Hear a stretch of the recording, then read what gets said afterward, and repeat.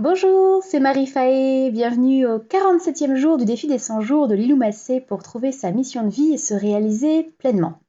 L'exercice du jour s'intitule L'ombre de votre mission de vie et consiste à laisser parler notre ombre en listant d'abord les métiers qui nous semblent inacceptables et vers lesquels on ne s'orientera donc jamais, puis en imaginant dans un second temps un dialogue entre soi et une personne qui adorerait ce travail. Alors, que les choses soient claires, je ne considère pas qu'il y ait de sous-métier.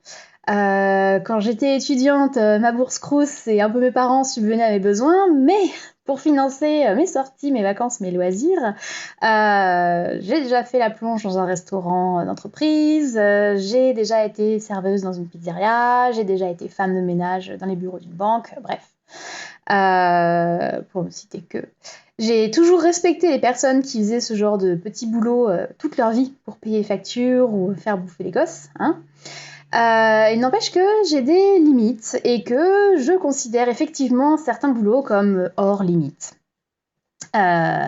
Juste, je pourrais pas et je préférerais me contenter de l'hospitalité de mes proches, voire même des aides de l'État plutôt que de travailler dans ces milieux. Par exemple, je ne pourrais pas être travailleuse du sexe et monnayer mon corps. C'est pas possible. J'ai déjà envisagé, en période de grosse dèche, de vendre mes culottes sales, vous savez, comme dans Orange is the New Black. Et en fait, même ça, j'ai pas pu. Alors, vendre carrément mon corps, c'était pas possible.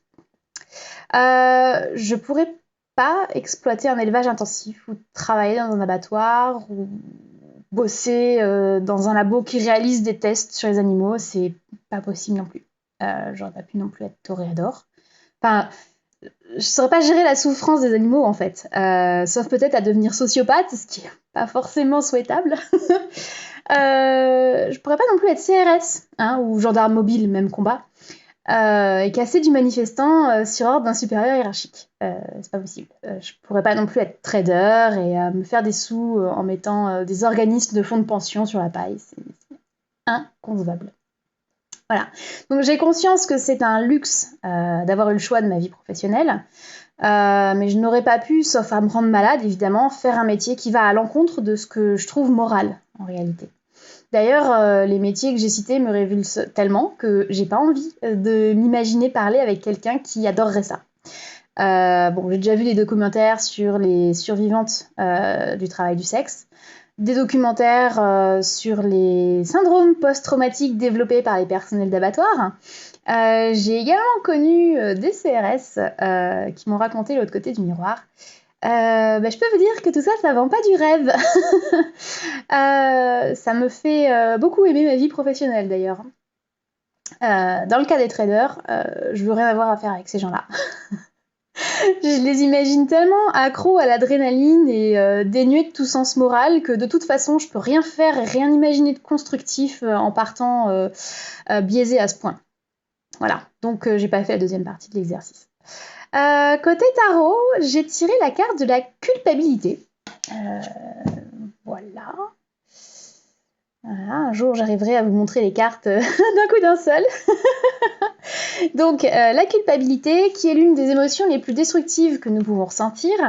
Nous pouvons même nous y perdre, selon le livret.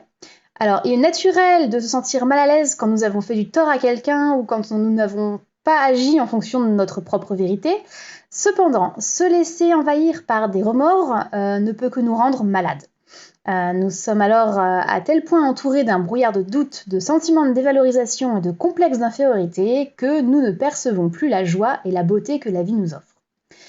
Nous aspirons tous à plus de sagesse, d'affection, de conscience et de sincérité.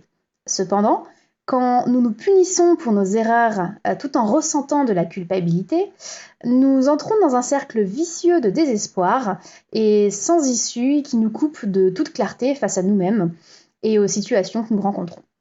Nous sommes tous très bien tels que nous sommes. Il est tout à fait naturel de se tromper parfois. Il suffit d'apprendre de nos erreurs, de poursuivre notre chemin et de ne plus tomber dans le même piège.